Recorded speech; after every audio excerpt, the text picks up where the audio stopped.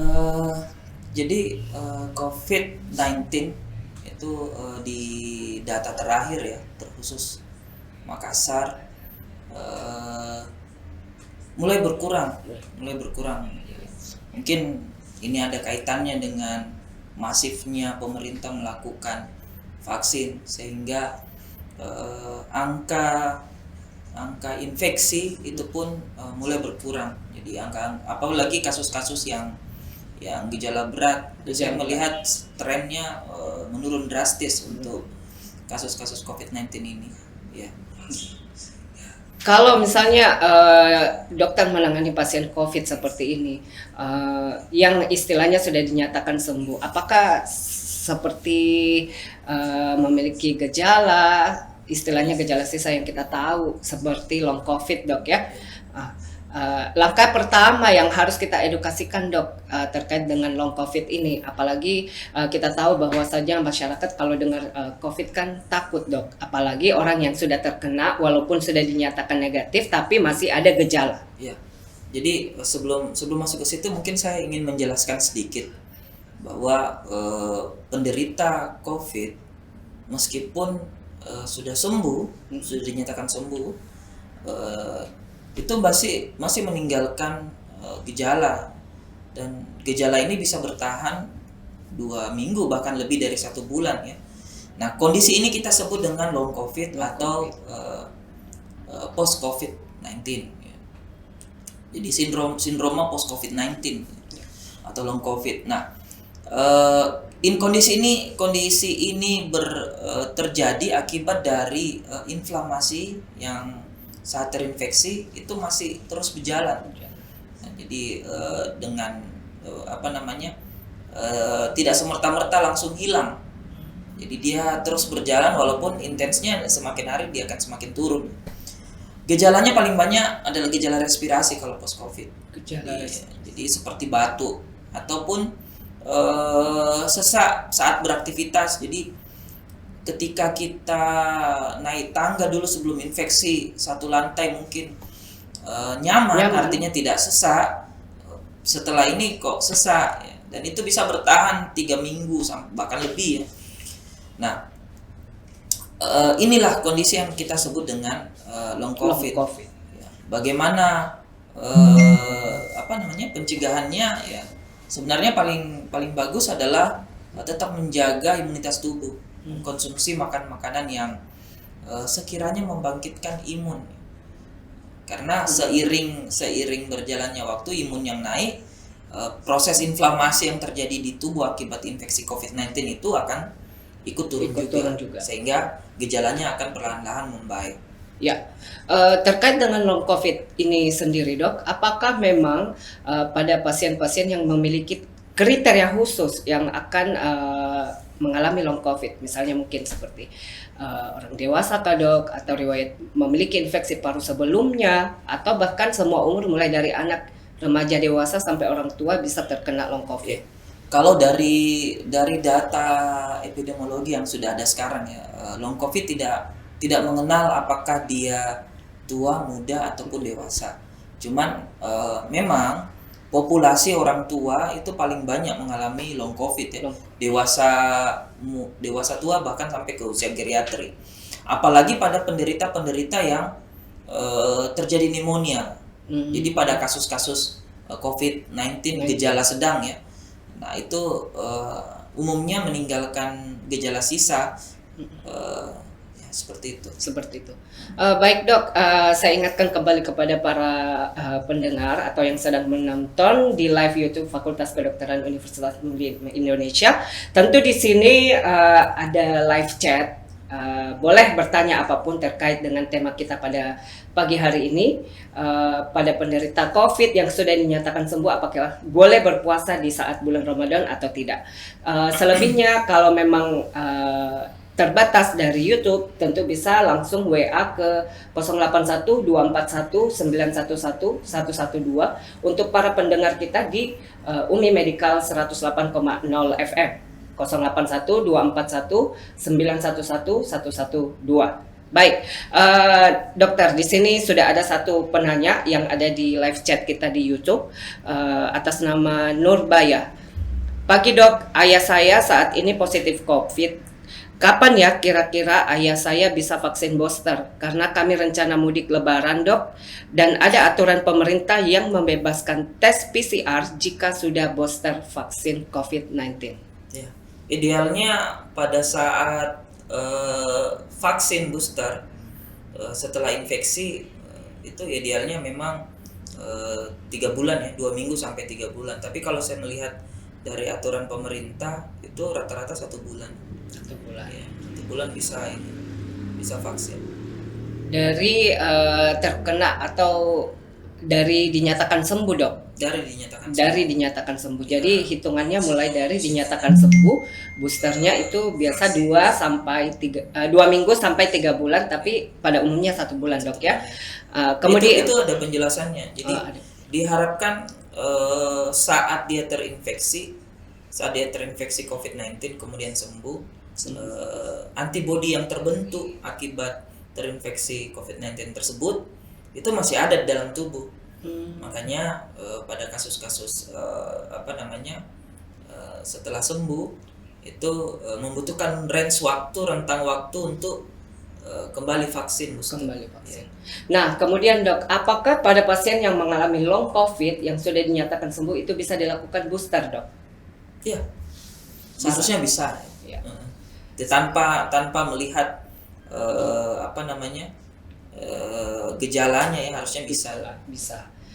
Berarti kalaupun ada istilahnya kriteria batuk, mungkin dalam hal ini tidak sesak dok ya. Iya. Itu bisa dilakukan vaksin booster. Nah, kemudian apakah boleh berpuasa dok? Kalau sudah dinyatakan sembuh, mau itu long COVID ataupun sembuh total begitu.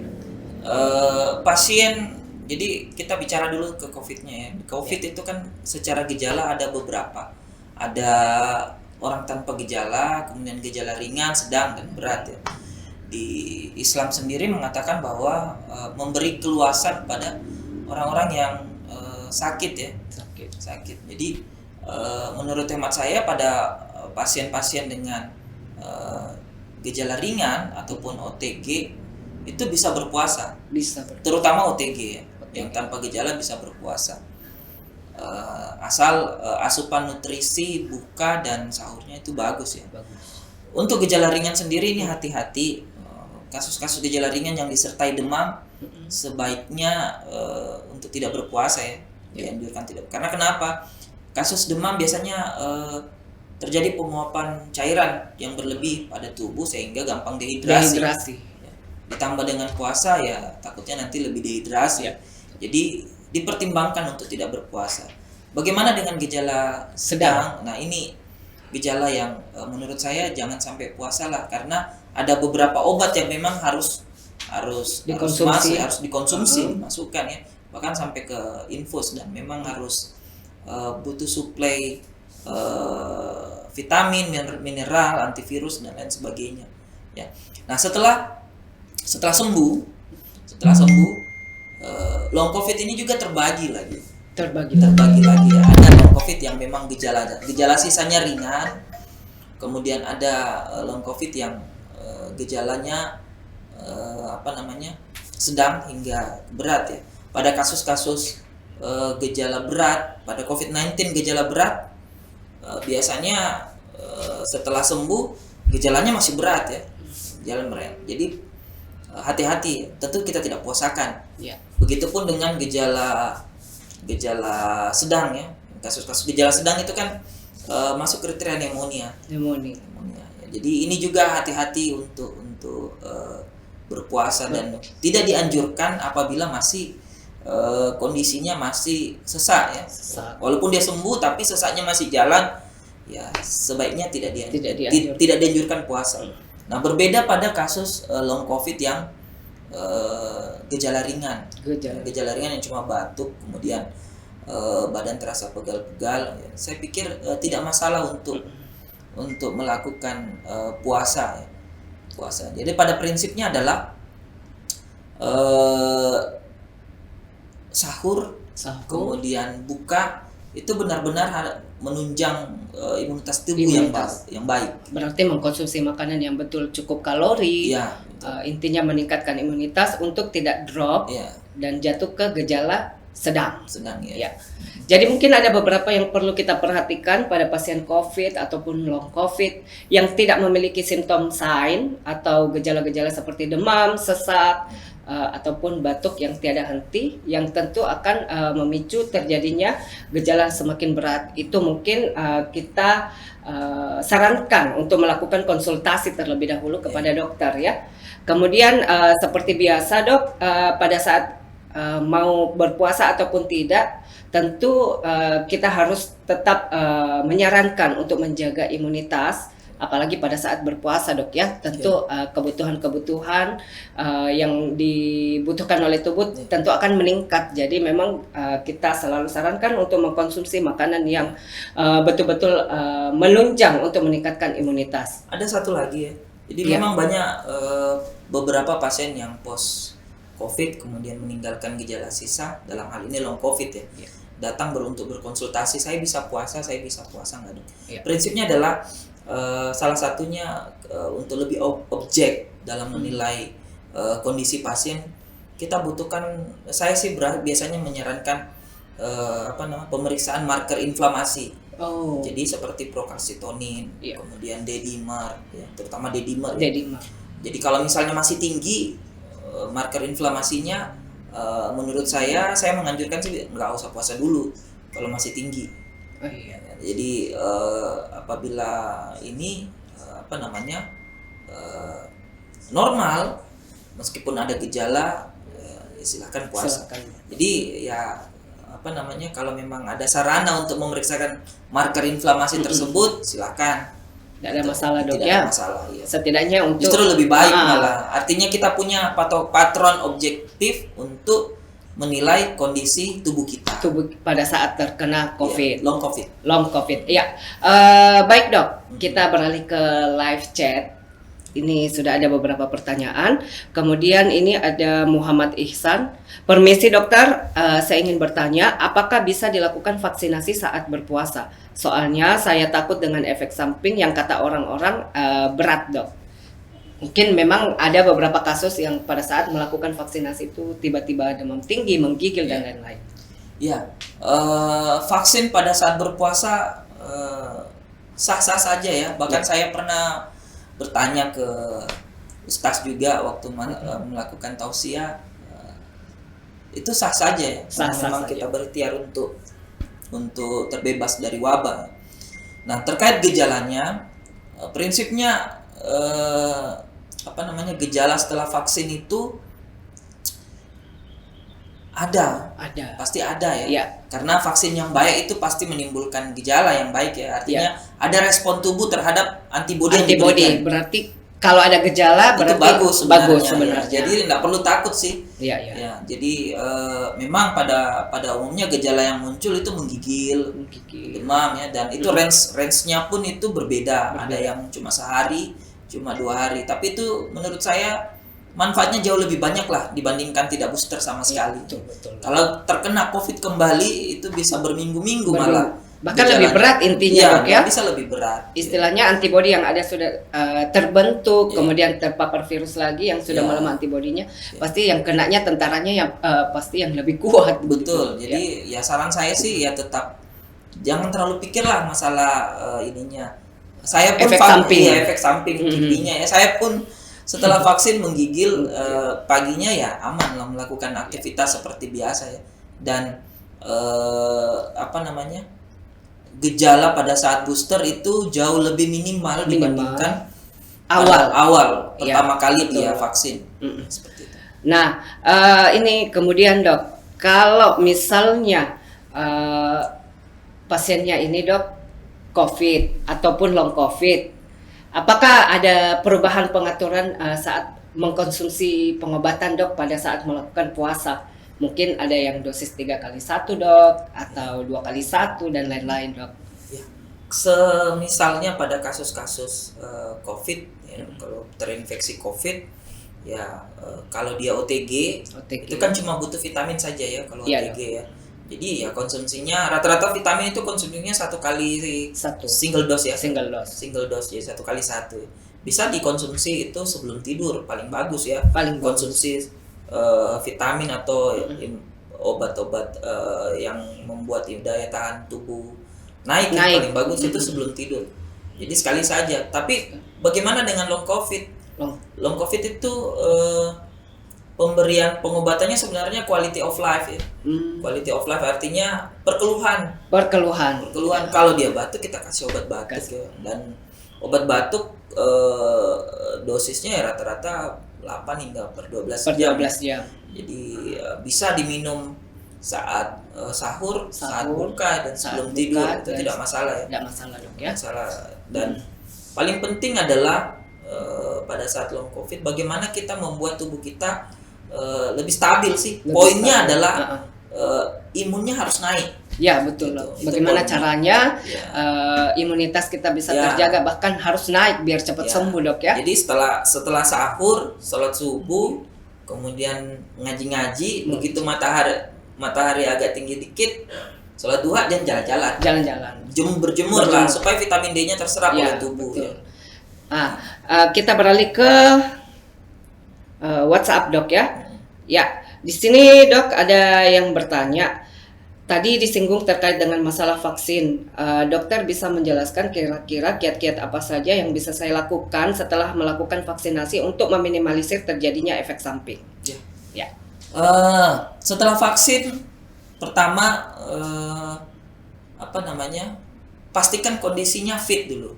Sebelum vaksin pastikan kondisinya fit. Artinya memang tidak lagi terkena penyakit atau gejala ya. Tidak lagi flu misalnya, atau ya betul-betul fit. Pastikan itu. Nah, setelah vaksin sebaiknya aktivitas dikurangi. 1 hari aja. Jadi pada saat vaksin pulang lebih baik istirahat. Maksimalkan istirahat. Maksimalkan istirahat 1 hari aja. Ambil cuti lah 1 hari pada saat vaksin. Untuk memaksimalkan tubuh kita ya. Karena kalau muncul suatu efek samping, kemudian aktivitas juga berlebih. Nah, itu memporsir tubuh kita. Jadi sebaiknya istirahat. Istilahnya overjob begitu dok ya di tubuh kita. Istirahat, insya Allah besok itu akan bugar kembali. Intinya bagaimana kita cara bisa menjaga imunitas dok ya. Seperti itu. Seperti mungkin kan vaksin istilahnya ada kuman yang dilemahkan. Otomatis kita juga harus istirahat, konsumsi makanan yang cukup biar kita tidak terkalahkan oleh kuman tersebut. Ya, baik dok. Kita lanjut ke pertanyaan live YouTube dok. Dokter, kemarin saya mengalami batuk dan flu, lalu saya beli alat swab antigen mandiri yang saya beli bebas di Shopee. Wah, ini memang sudah marak dok ya. Mau di apotek, mau di aplikasi-aplikasi itu sudah marak dijual. Nah, dan hasilnya positif dokter. Apakah lebih baik saya berpuasa atau tidak? Jadi kembali lagi. Kalau misalnya gejalanya nggak ada, OTG, gejala, silakan berpuasa, nggak masalah. Tapi kalau misalnya gejalanya ringan, maka lihat lagi gejala apa dia. Kalau misalnya demam, sebaiknya jangan. Karena takutnya nanti terjadi dehidrasi yang berlebihan, kondisi tubuh menjadi jatuh lebih parah ya. Jadi kalau misalnya dia gejala sedang sampai dengan berat, tentunya ya jangan sampai puasa. Dan mungkin saya lebih menganjurkan juga pada saat melakukan pemeriksaan sebaiknya dilakukan sama tenaga medis yang sudah terlatih dok ya. Karena memang pada prinsipnya dilakukan pemeriksaan itu ada hal yang mesti kita lakukan secara seksama, secara teliti untuk tidak mencederai organ yang kita periksa. Betul sekali. Ya, jadi apapun itu mungkin lebih disarankan untuk melakukan pemeriksaan di tenaga medis yang sudah terlatih atau bisa langsung berkunjung pemeriksaan ke dokter. Nah, dokter, kira-kira dalam menangani long COVID apa yang menjadi penyulit dok? Mungkin dokter memiliki pasien banyak, tapi pasti beda-beda dari segi gejala long COVID yang muncul. Sebenarnya gejala long COVID masing-masing orang itu berbeda sesuai dari daya tahan tubuhnya, kemudian besaran inflamasi yang keluar ya. Jadi untuk penanganannya sebenarnya tidak begitu rumit ya long COVID, asal pasiennya benar-benar mau bekerja sama dirinya sendiri, bekerja sama dirinya. Jadi tidak begitu rumit. Cuman beberapa pasien itu merasa bahwa terjadi perbedaan kondisi tubuh saya, yang tadinya itu saya loh bisa naik tangga, bisa ke lantai 1 dengan tangga, ini ngos-ngosan. Nah itu pasien merasa bahwa tidak puas, tidak puas. Jadi tantangannya adalah memberi edukasi sebenarnya, penting edukasi bahwa kondisi long COVID itu tidak seperti dengan kondisi COVID itu tidak seperti dengan penyakit lain. Begitu sembuh bisa beraktivitas sesuai sebelum sakit. COVID beda. Begitu sembuh ada gejala sisa karena inflamasinya terus berjalan ya sampai habis. Jadi dia punya range waktu dari sembuh sampai dengan benar-benar hilang. Dan ini range waktunya tidak sedikit ya. Berbeda-beda tiap orang. Dalam artian sembuh yang kita sebut di sini adalah negatif ya. Betul, dari PCR. Sudah melakukan pengobatan, dari PCR sudah dinyatakan negatif, ternyata masih ada gejala. Apakah memang kita masih perlu menjaga jarak, Dok, terhadap pasien-pasien yang dinyatakan mengalami long COVID? Ya, sebenarnya tidak ataupun bergejala. Sementara COVID ataupun telah sembuh COVID itu wajib hukumnya saat ini ya. Saat ini wajib hukumnya untuk prokes. Jadi apapun bentuknya. Ya. Karena kita tidak pernah tahu nih. Apalagi di zaman pandemi saat ini kita betul-betul tidak pernah tahu, apalagi orang yang acuh tak acuh dan tidak melakukan pemeriksaan sebelumnya. Ya.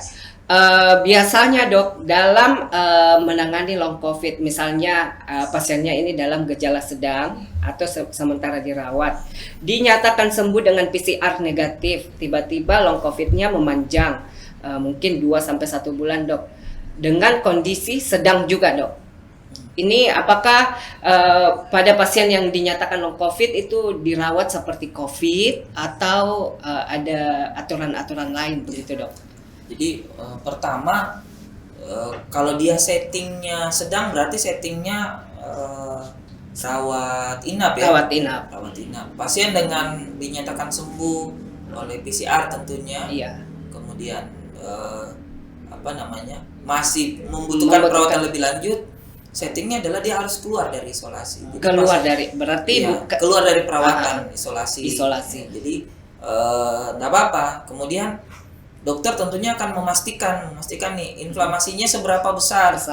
Karena penanganan pengobatannya itu tergantung dari besaran inflamasi yang berjalan. Itu. Tapi kalau misalnya dia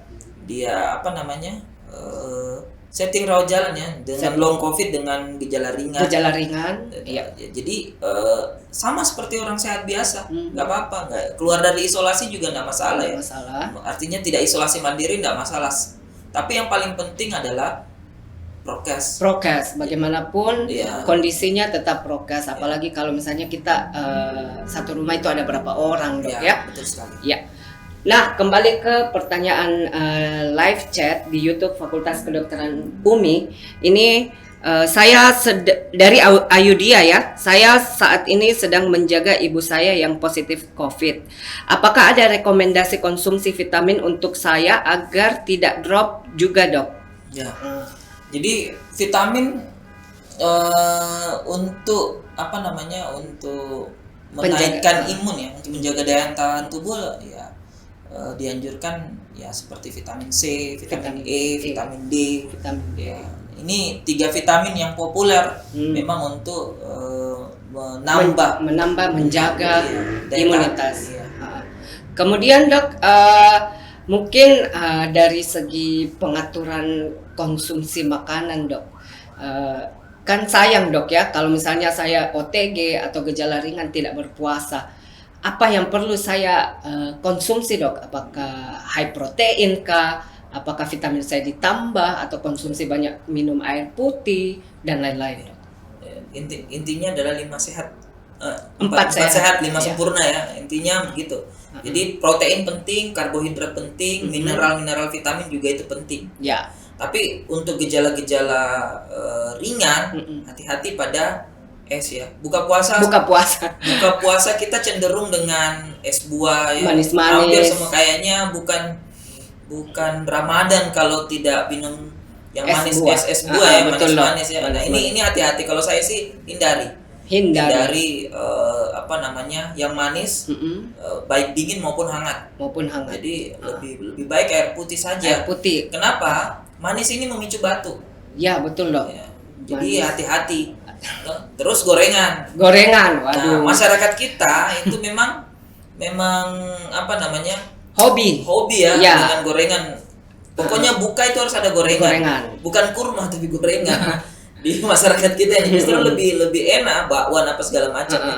Nah, ini minyak seperti gorengan seperti ini juga memicu batuk, memicu gejala respirasi ya, yang mungkin tadinya sudah reda tetapi ada stimulus lagi sehingga muncullah gejala kembali. Jadi batuknya tidak berhenti, susah sembuh. Jadi mungkin kita lebih sarankan untuk betul-betul menjaga pola gizi seimbang, mengkonsumsi makanan gizi seimbang, dan menghindari faktor-faktor pencetus apapun itu dengan tujuan tentu untuk sembuh, Dok ya. Nanti kalau sudah sembuh barulah perlahan-lahan mungkin selama tidak ada gejala dari long COVID itu sendiri. Nah, kira-kira dari segi kan dokter sebagai dokter pulmo ataupun sebagai tenaga pendidik, apakah ada memang semacam program kerja untuk meminimalisir angka kejadian dari COVID terutama di Makassar, Dok? Ya. Jadi memang kita rutin berdialog sama perhimpunan ya, bagaimana mencegah penyebaran COVID-19. Satu saja kuncinya pencegahan COVID-19 ini adalah prokes. Kemudian prokes. Satu kuncinya. Kemudian selain itu diikutkan vaksin. Wajib vaksin. Vaksin memang tidak mencegah kita terinfeksi. Ya, betul. Tapi kalau meringankan gejala kita saat terinfeksi. Jadi itu fungsi vaksin. Apapun itu prokes nomor satu. Dari dulu wabah apapun itu, mulai dari wabah flu Spanyol yang pertama kali tahun 1832 kalau nggak salah, dan cukup mewabah. Dan itu 3 tahun juga ya, wabah Spanyol itu 3 tahun. Kemudian ada flu burung. Kemudian MERS-CoV dan sekarang SARS-CoV-2. Sama saja prinsip pencegahannya. Pakai masker, cuci tangan, jaga jarak, hindari perkumpulan dan lain-lain. Nah, begini, Dok, ini kan ada suatu momen di Ramadan yang memang paling kita takutkan sebenarnya, jangan sampai dengan kondisi ini akan meningkatkan kembali angka kejadian mudik, Dok. Mudik mau lewat darat, laut maupun udara, pasti ini hal yang memang agak sulit kita hindari ya.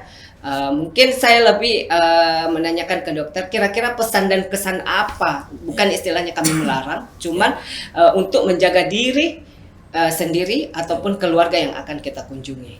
Ya, tapi sebelum itu saya ingin menjelaskan ya kenapa pemerintah mewajibkan vaksin sebelum mudik ya. Jadi pemerintah ini membuat suatu, dulu target kita adalah herd immunity. Dalam satu kelompok itu terbentuk imun. Nah, untuk jangka besarnya itu ada city immunity. Jadi kota itu dalam satu kota terbentuk masyarakat yang kebal terhadap penyakit ya, terutama COVID-19.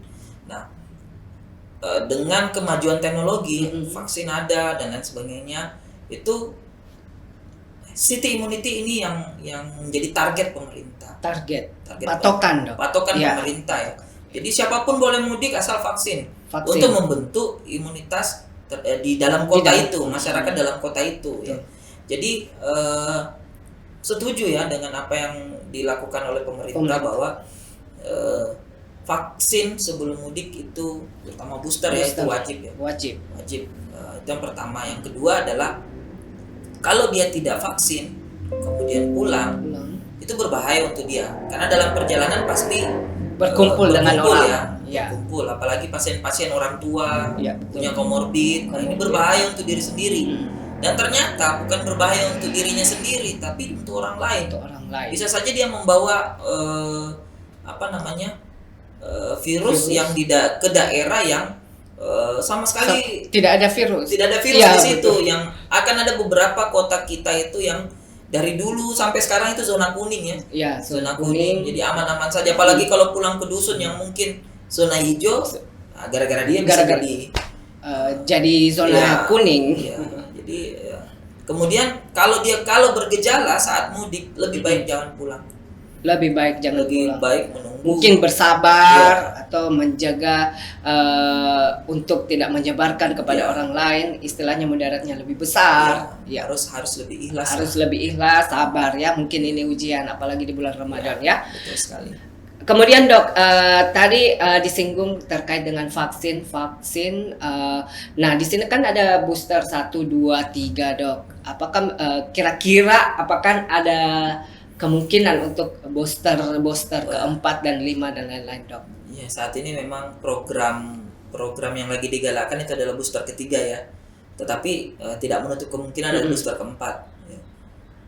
Ya, kita lihat nanti akan dilihat kondisi dari masyarakat kita ya, kondisi data yang dilihat apakah COVID ini kedepannya ada, tapi karena imun sudah terbentuk, jadi yang tadinya hal yang menakutkan statusnya turun. Ya. Gitu.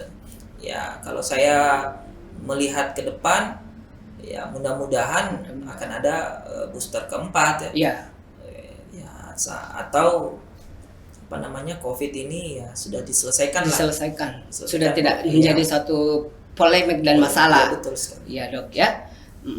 Harapan kita juga begitu, atau paling tidak masyarakat kita itu yang belum melakukan booster ya ayolah booster mungkin dok ya. Intinya adalah ayo kita bersama membentuk city immunity. Jadi kalau city immunity terbentuk, Makassar ini orang-orangnya sudah kebal terhadap COVID ya, kita bebas. Alhamdulillah dok ya. Buka masker kembali, bisa nongkrong kembali kan, salat berjemaah di masjid dan lain sebagainya. Beraktivitas seperti kalanya sebelum pandemi dok. Betul. Ya, dok masih ada pertanyaan lagi di live chat. Nah ini pasangan suami istri dok nampaknya. Maaf dokter, kapan pasien COVID betul-betul dinyatakan sembuh? Apalagi kalau masih ada gejala dok, karena sebetulnya saya habis swab antigen dan sudah dinyatakan negatif, tapi saat ini saya belum berani berhubungan dengan istri saya karena saya takut menularkan virus ke istri saya yang sedang menyusui. Ya, pasien dinyatakan sembuh apabila PCR-nya keluar negatif. Itu 1 kali dok. Ya. Setelah masa isolasi. Ya. Jadi kalau dia negatif sembuh. Ya. Ini definisi sembuh ya. Ya. Nah, kalau misalnya masih ada gejala setelah PCR-nya negatif, ini yang kita sebut sindroma post COVID atau long COVID. Dia sudah sembuh, tapi karena inflamasinya terus berjalan maka gejalanya masih ada. Gitu. Jadi ya untuk melakukan hubungan ya sebaik nggak apa-apa sih menurut saya ya. Cuma hati-hati, ini kan bulan Ramadan. Jadi bisa lihatlah di podcast sebelumnya yang dibawakan oleh Dr. Nasruddin, guru kita yang memang sudah membahas terkait dengan hal ini. Tapi kalau dari dokter sendiri, memang kalau sudah dinyatakan sembuh, bukan antigen dok ya, tapi PCR dinyatakan negatif, itu bisa melakukan hubungan dok ya. Tapi tetap juga walaupun ada gejala ataupun ini mungkin diminimalisir untuk tidak taat prokes, bahkan tetap harus taat prokes dok ya. Betul. Ya. Kemudian Dari segi pasien-pasien yang dokter rawat, apakah pernah dokter mengalami gejala yang ditimbulkan pada saat pasien itu lebih berat gejala long COVID-nya daripada gejala COVID itu sendiri? Biasanya kasus seperti itu adalah kasus-kasus COVID dengan gejala berat ya, Gejala berat. sampai dengan critical ill. Oh, Jadi terjadi lonjakan sitokin, inflamasi di mana-mana, ya. mengenai multiple organ, Ya. ya. Pasien sembuh, Sembuh, tapi kondisinya makin lama makin buruk, bahkan meninggal. meninggal. Jadi itu pada umumnya pasien-pasien yang kita rawat di ICU ya, dengan gejala COVID dengan critical ill, atau gejala Critical berat. ill atau mungkin ada comorbid memang yang sebagai penyulit, Dok. Tapi memang ada, Dok, ya, Ada, seperti itu. Ya. Nah, sekaligus mungkin kita menjawab pertanyaan dari podcast kita pada pagi hari ini. Apakah pasien, saya ulang sekali lagi, Dok, ya, bisa berpuasa atau tidak? Ya. Kembali lagi saya bilang bahwa kalau dia gejala ringan, silahkan berpuasa. Tapi kalau dia gejalanya Sedang, berat, tunggu dulu. Sabar. Maksimalkan pengobatan Maksimalkan untuk mencegah Betul sekali. pergerakan dari gejala tersebut. Ya. Jadi seperti itu para pendengar kita, baik itu di radio Medical FM 108,0 FM ataupun di live streaming YouTube Fakultas Kedokteran Universitas Muslim Indonesia. Ini tentu bisa berpuasa ya, dengan syarat gejala yang ditimbulkan itu ringan atau mungkin tidak ada gejala-gejala seperti demam. Kalaupun ada batuknya tidak menimbulkan sesak, atau bahkan pada pasien-pasien yang tidak mengalami gejala sama sekali. Ya, baik, Dok. Sebelum kita akhiri untuk podcast kita pada pagi hari, ada closing statement, Dok, terkait podcast hari ini. Ya, tetap melakukan prokes ya, baik sedang di luar ataupun sedang beribadah terutama ya. Tetap mempertahankan prokes, kemudian jaga kesehatan. Itu saja. Iya. Terima kasih, dokter. Saya ucapkan terkait dengan kehadiran dokter pada pagi hari ini untuk melangsungkan podcast yang cukup menarik dengan judul yang begitu menarik. Sekali lagi ini dalam rangka milad 3 dekade FK Uni dan milad dari Universitas Muslim Indonesia. Sehat selalu, dokter, tetap semangat dalam menjalankan tugas, selamat menjalankan ibadah puasa. Semoga apa yang kita harapkan di bulan puasa ini semuanya terpenuhi. Demikian podcast kita pada pagi hari ini. Wabillahi taufiq wal hidayah. Assalamualaikum warahmatullahi wabarakatuh. Waalaikumsalam warahmatullahi wabarakatuh.